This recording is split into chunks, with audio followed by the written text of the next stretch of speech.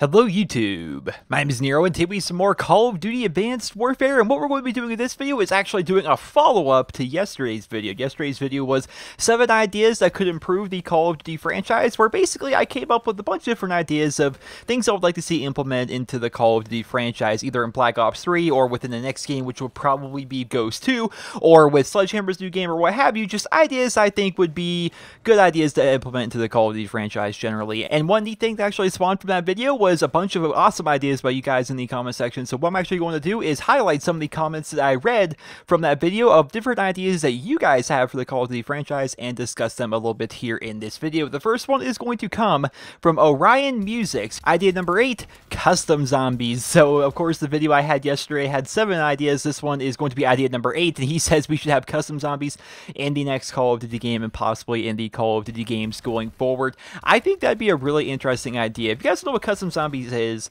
it's basically exclusive to Call of Duty World at War on the PC, where there's been a modding community for that game for a number of years now, where they mod together and create maps for zombies. I actually do playthroughs of some of those maps on my Let's Play channel. If you guys want to check it out, there's always been a link to Nero's Let's Plays down there in the video description. Right now, we're actually working on a Madden 16 playthrough. We're going through an entire season. It's both frustrating and fun, and hopefully you guys go ahead and check that out. But custom zombies, I think it'd be really cool if we could actually have custom zombies in Black Ops 3. We did see that with Fallout 4 that they're going to be enabling it so mods for the PC version of Fallout will actually be able to be played on the console, which we've never actually seen that before. I don't think in any video game. Feel free to correct me if I'm wrong on that. So that's pretty cool. I didn't even know like the technology was in place there to kind of be able to take things from the PC and actually implement them to the console. I think that's pretty cool. And so if people were to be able to make custom zombie maps for Black Ops 3 on the PC, which is where all the tools and stuff are at to actually put together this kind of a thing, and that people on the console were able to download some of these ones, like perhaps people could mod this stuff up on the PC, right? Make these maps on the PC and then upload them to a specific kind of like a marketplace almost, where it's all free for them to download, or maybe put a little bit of a price to them even. I don't even know how they would do that. Maybe if they were to make them like $1 each or something like that, people would do that, and it would give people more incentive to actually mod these things. But regardless, if they were to upload these somehow to like a marketplace, a free marketplace or a paid marketplace, it doesn't really matter to me which one it would be.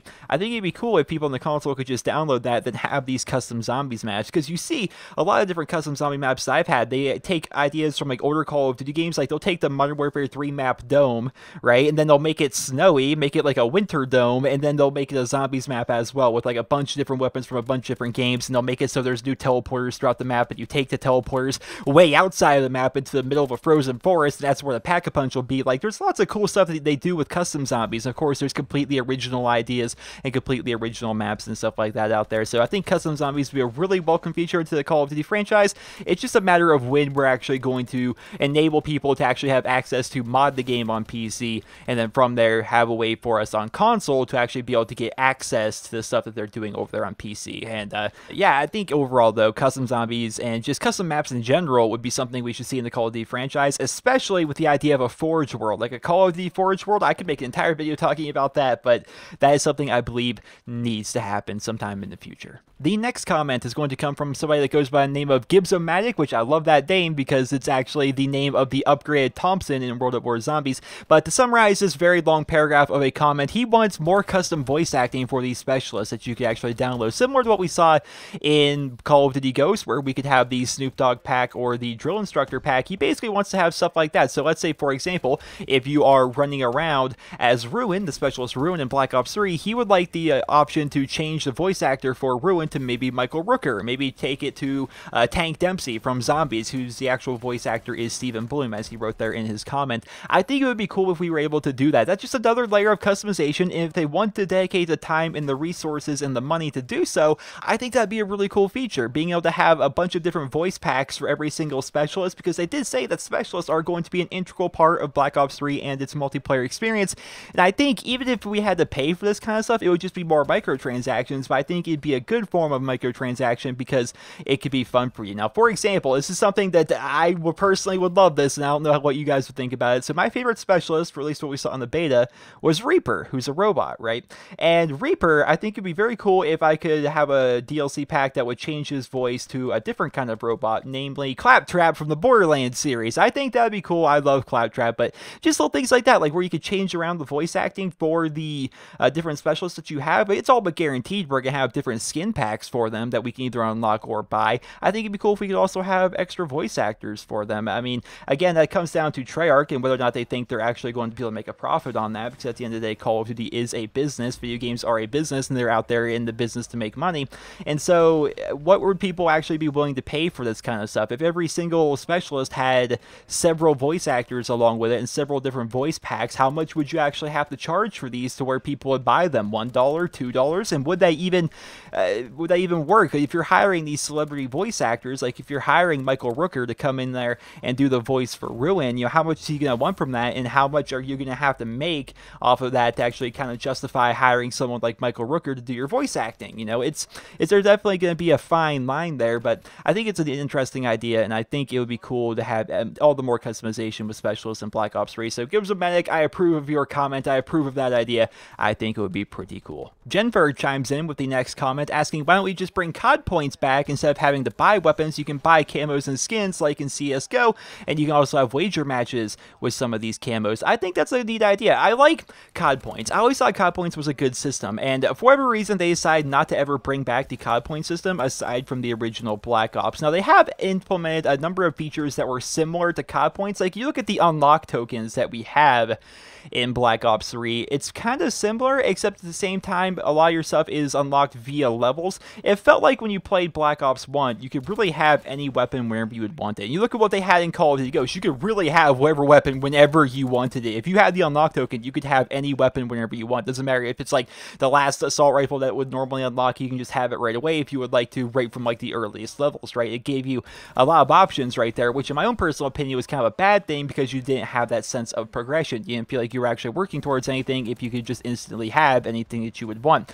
In Black Ops 1 with the COD point system, they did have these things unlocked periodically throughout your prestige, so you couldn't get the final assault rifle unlocked right away. You had to wait until you got that level, and then you could actually buy it with your COD points, right? The same thing kind of happens in Black Ops 2, and I think it's going to happen the same way in Black Ops 3, where you're actually going to have to level up. You're going to have to level yourself up to a certain level that you can actually unlock this thing, and then you're going to have to use an unlock token on that certain thing. So it's kind of similar to COD points, it's just not the same as COD points. I think people liked the idea of COD points because it was a form of currency unlike we've ever seen in Call of Duty before, and you could hoard your currency and have a bunch of it. Like, I haven't been on the original Black Ops in ages. Truth be told, I haven't been on my 360 in ages.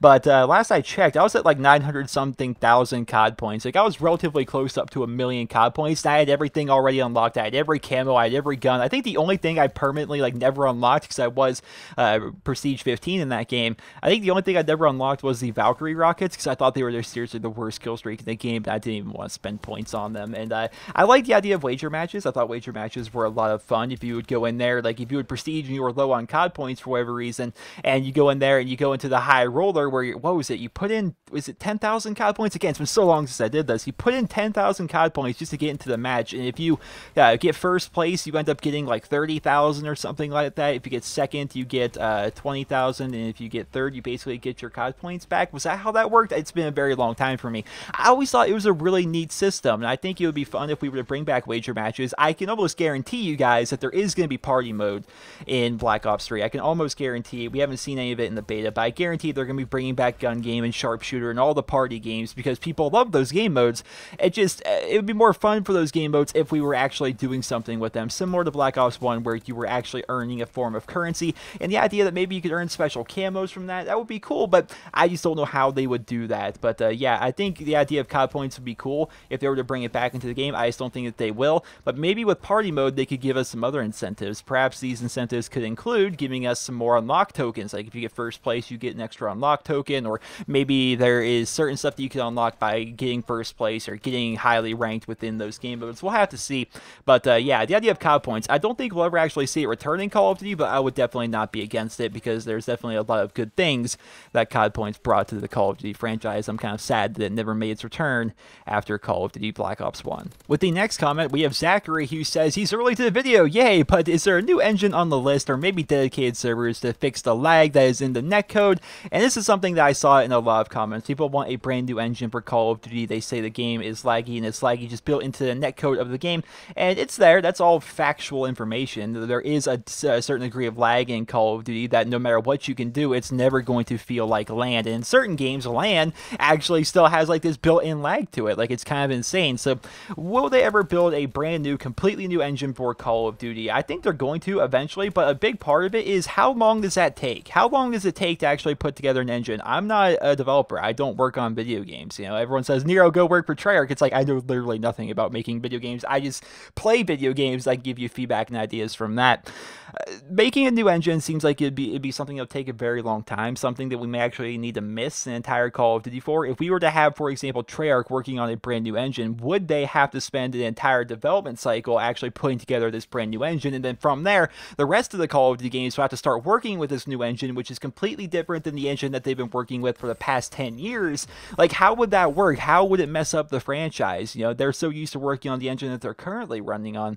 How would that affect the game itself? Because right now, it can be annoying while playing Call of Duty. Like, you end up getting shot around the corner, or just you notice it. I'm sure you guys have noticed it while playing Advanced Warfare, while playing Black Ops 3, even during the beta, that there is a bit of lag in the game. Even if you're on good connection, like, you'll feel like you're getting shot around the wall. You'll be like, how'd that guy even see me? You know, I pop my head up for a second. It always feels like I'm a second behind. It always feels like they're a second ahead. But everybody kind of feels that, and that's just a bit of lag that's kind of built into the game itself.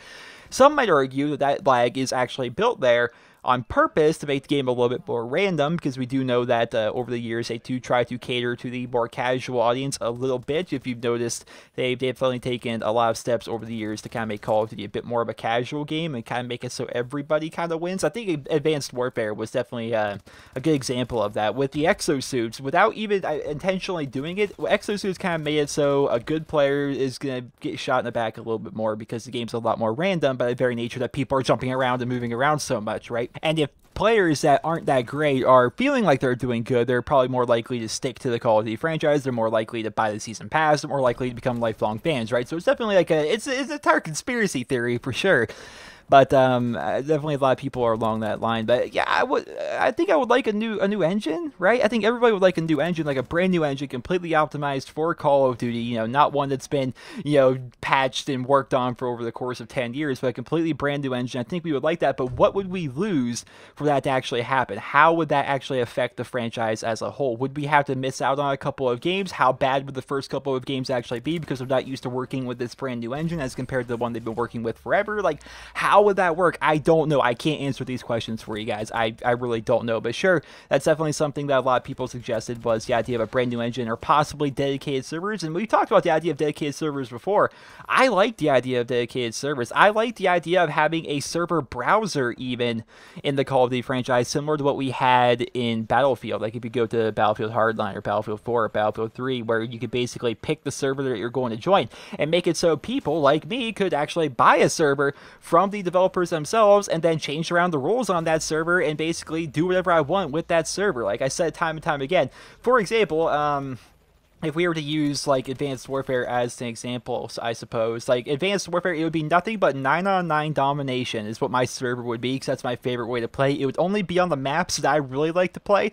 Certain score streaks, like the system hack, would not be available in my server. People couldn't use them. Certain weapons, like the ball and the SM1, would not be allowed to be used in my server, because, like, you can actually ban this kind of stuff if you have your own server, right? And you can basically do whatever you want with it, and I would make it so that's the NerosCinema server. Anyone can join whenever they want, and if I'm there, you know, whenever I'm on Advanced Warfare, I'll be playing in that server, and chances are you'll probably run into me at some point, and we can all play together and have some fun, and I think that'd be cool. I really like that idea, but of course, that is coming from the perspective of a YouTuber who would like to do that kind of stuff, and the general community as a whole, would they like having to pick different servers? Now, of course, there would be official Activision servers, which would be default rules and stuff like that they could join, but there'd also be a list of other servers that would be for doing whatever, and of course, you have some bad servers out there, which are all for boosting and stuff like that, but I like the idea of dedicated servers in the Call of Duty franchise. I said it time and time again, I think it'd be cool, but who knows if we'll actually ever end up seeing that, because right now they're running on that quote-unquote hybrid system that they implemented many years ago. The next comment is going to come from Limonade, who says microtransactions did destroy the replayability a lot for him. Back in the day, you had to actually play to get cool camos, like getting a certain amount of headshots, but nowadays you just buy the coolest camo, which actually looks better than the best camo you can actually get by doing challenges. Also, prestiging has become useless, correct me if I'm wrong, but what's the point of prestiging if you don't get anything? Not an extra custom class slot. I remember I used to want to get all the custom classes and so on and so forth. It's definitely a good point, Limonade. It's definitely a great point you're having there. I talked about that a little bit in yesterday's video. Right now, prestiging, there's no incentive to prestige, right? There's really no incentive whatsoever for you to actually prestige besides your love of the multiplayer. What keeps us playing the Call of Duty multiplayer might not necessarily be the progression in the game, but it's more or less our just love of the Call of Duty multiplayer and just the love of actually playing, because you go through your entire prestige, which is basically getting to the maximum rank in the game. You know, if you make it up to rank 50 while playing Black Ops 3, that's the max rank in the game. You know, of course, you can prestige, but that's the highest rank. That's when you have just about every single thing unlocked. They might make it a bit different, similar to what we saw in Black Ops 2, where the number of unlock tokens you had for your initial prestiges, there was not enough unlock tokens for you to actually unlock everything that there was to unlock, and the only way to actually get everything was to make it the Master Prestige. I would imagine they're going to do the same thing in Black Ops 3. But for the most part, you make up to rank 50 as a non-prestige, you've gotten to max rank in the game, because after that, you just prestige, and now congratulations, your first prestige, you now get to re-unlock everything you already unlocked. And, you know, some people like that, because if you're going to continue to play the franchise and continue to play Call of Duty's multiplayer just for fun, then sure, why not continue to unlock stuff so you constantly feel like you're being rewarded, and having a new emblem as well for your prestige icon. That's cool, but I think it'd be better if we were to actually get some more rewards for actually prestiging. Could these rewards be in the form of actual weapons? Like, this is the first prestige gun, this is the second prestige gun, this is the third prestige gun that we get, this is the first prestige camo, this is the second prestige camo, this is the third prestige camo that we actually get. I think that would be pretty cool if you got a special gun and a special camo for prestiging. That'd be neat. I think that'd be really cool. And as people pointed out in the comments of yesterday's video, the idea of having vintage weapons that you would unlock, like an example I keep giving is, let's say you get 1,500 kills over the course of your Black Ops 3 career with submachine guns. Once you hit that, you unlock the Thompson submachine gun for getting 1,500 kills with submachine guns. One thing you're really going to have to do with that is make sure that those weapons are balanced, because you don't want to have like a ridiculously powerful OP gun that's behind such a giant challenge barrier, because at that point, the people that get it, it's going to be like a rich get richer kind of idea. And I think the same thing they'd have to balance if they were to implement something like, here's the first prestige gun and the first prestige camo. Like, you don't want the 10th prestige gun that you unlock for that to be ridiculously good as compared to the rest of them. You want it to be in line and balanced, but still make it a fun, unique gun that people would like to actually strive to get. That would be something they should definitely work on. And the other point of your comment, Limonade, you say that microtransactions have destroyed replayability a bit for you, because back in the day you had to actually earn cool camos, but instead now you buy the coolest camo. I think that's... I agree. I really do.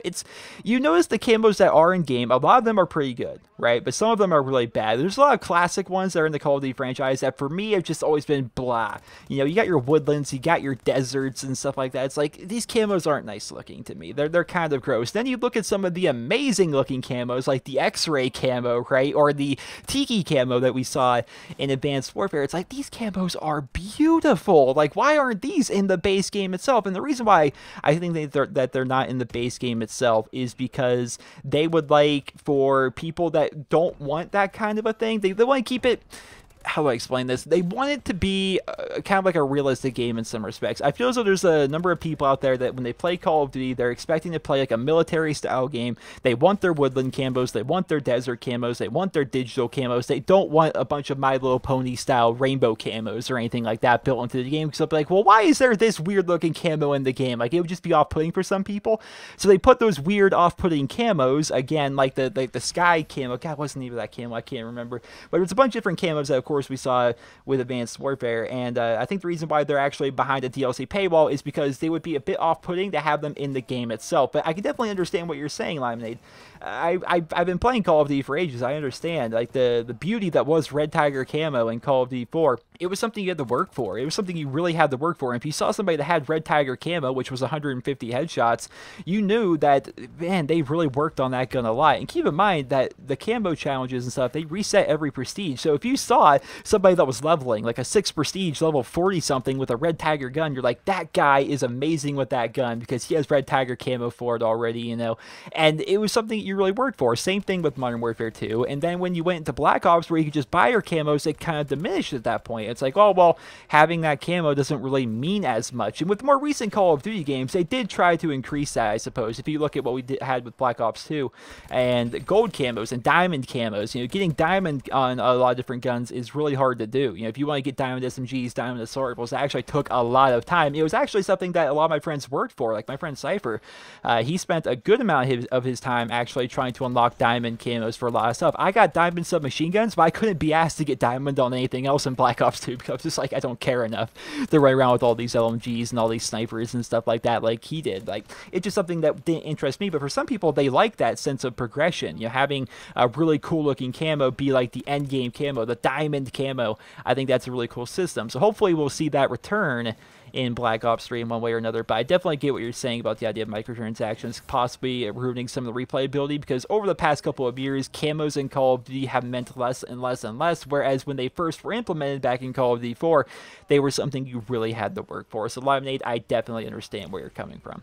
The next comment is going to come from Leaking Fire. What if you could unlock weapons with challenges that have 1 or 2 attachments already on the weapon, freeing slots for your pick 10? That is a great idea, I think, Leaking Fire. I really think that's a fantastic idea.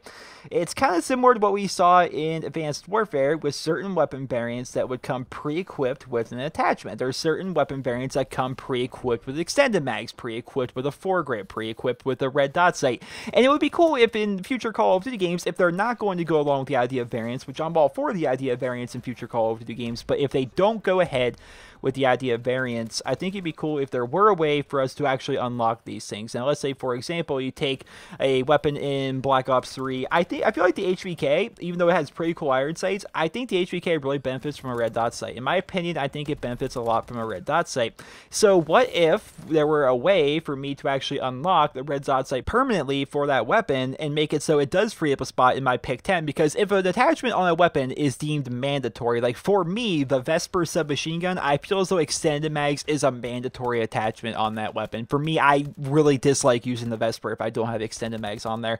It would be cool if I could somehow unlock a Vesper with extended mags by default. That's not going to take a spot in my pick 10, because I'm basically losing a spot in my pick 10 because I have to have this mandatory attachment on there.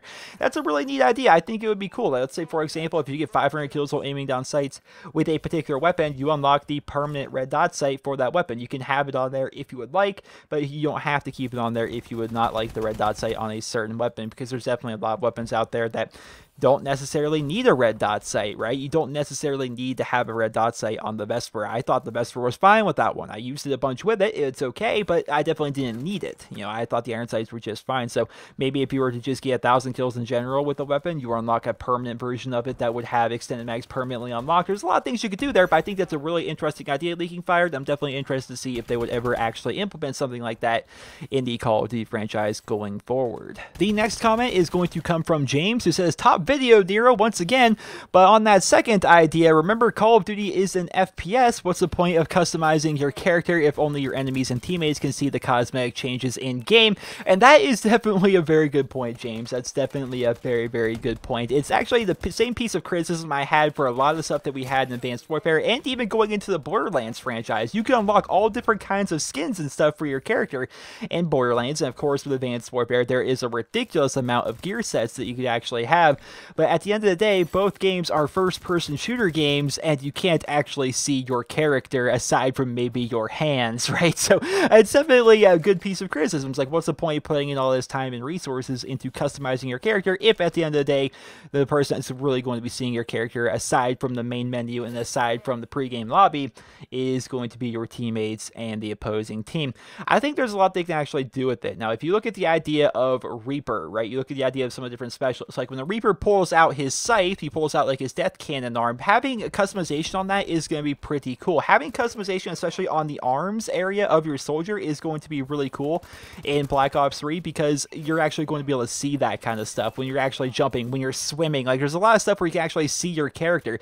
When you look down at the ground, you can see your legs, for crying out loud. Like, people made such a big deal about that when they first learned that if you look down at the ground, you can see your legs in Black Ops 3. But just another piece of immersion, I suppose. If you're able to customize your character and you look down and the legs that you have are the same color and the same style that you would like, that's a cool thing, you know, and making it so your arms and stuff like that, they look the way you would want them to look. They're the right color that you would want them to be. So when you're actually swimming on some of the maps that have water, you can actually see that. Or when you're wall running and you see your legs and your feet, or you see your arms and your hands while you're reloading. Or if you're like the Reaper and you pull out like your scythe and that's the right color and the right style that you want it to be. Or if you're playing as, what in the world is her name? The girl with the bow, right? The specialist, you know, if you could customize how that bow looks, right? How cool would that be? If you could customize how your gravity spikes look, like having all this stuff would actually be cool. Now, again, I see where you're coming from, and I definitely can agree with you, especially looking in the context of Advanced Warfare and the Borderlands series. It's like, yeah, it's a first-person shooter game. You're really not going to see that much besides of your hands and stuff, but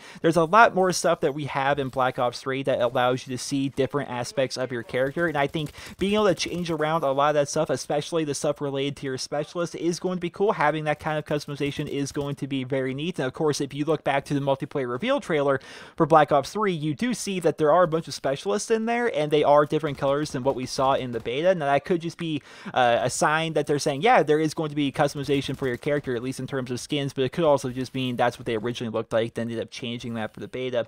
You don't know that. They could have changed around things. Who knows? But I definitely think there's going to be a lot of customization, and I think Black Ops 3 is a perfect place to start because there's going to be a lot of stuff that involving your specialist anyway that is going to make it so you want to feel like you're special. You know, I don't want everybody in the lobby to be Reaper. I want to be my Reaper. I want to have special voice acting for my Reaper. I want to be able to customize my scythe minigun a little bit somehow, maybe make it look a little bit different or change the color of it or what have you. I want to have that customization because customization is never a bad thing.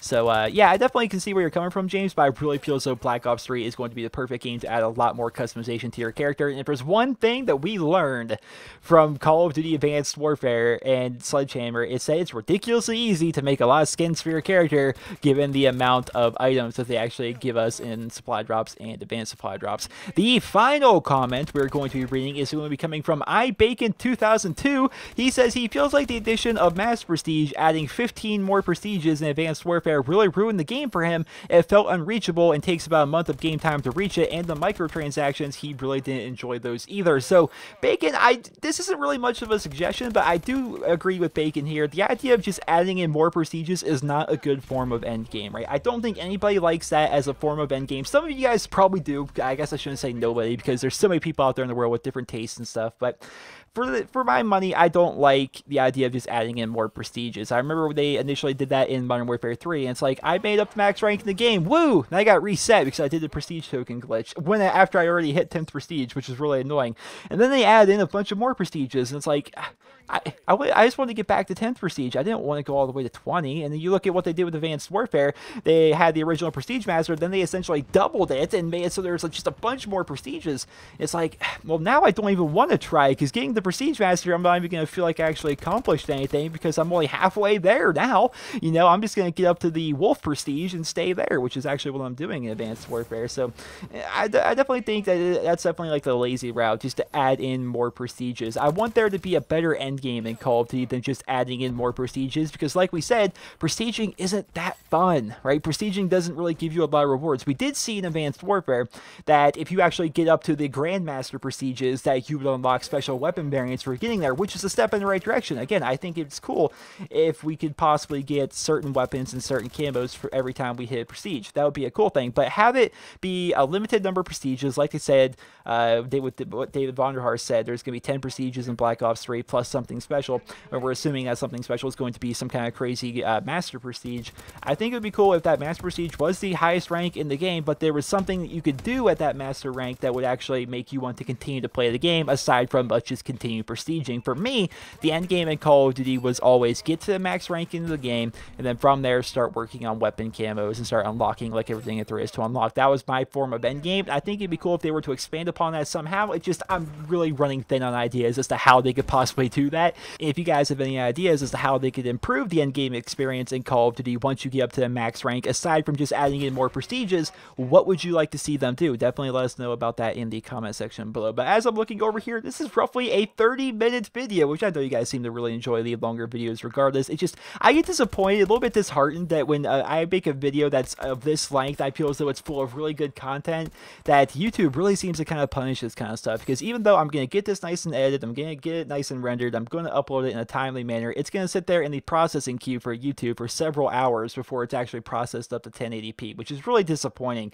And I hate having to release videos at 360p, 480p, but in videos like, in certain videos like this where I know it's going to take ages to process, I kind of have to, because, you know, I want to get the video actually out before midnight. So I definitely thought it was a fun video, though. I definitely thought it was fun going through some of your guys' comments. And like I said, I read all of your comments on just about every single video of mine. I'm definitely very active. Although I may not reply to every single comment, because that could definitely get spammy very quickly, I do read the majority of the comments on every single one of my videos, and I definitely take all of your guys' feedback to heart. So just wanted to kind of reaffirm that for you guys here in this video. I do read your guys' comments. You guys do have some really good ideas. I wanted to discuss some of them here in this video for you guys. I hope you guys all enjoyed this video, and if you did, please be sure to leave a rating. Remember, any kind of a rating whatsoever helps the video grow and helps my channel grow in turn. Be sure to leave your comments in the comment section below as to what you think about things you would like to change about the Call of Duty franchise, things that they could possibly implement as developers to improve the game.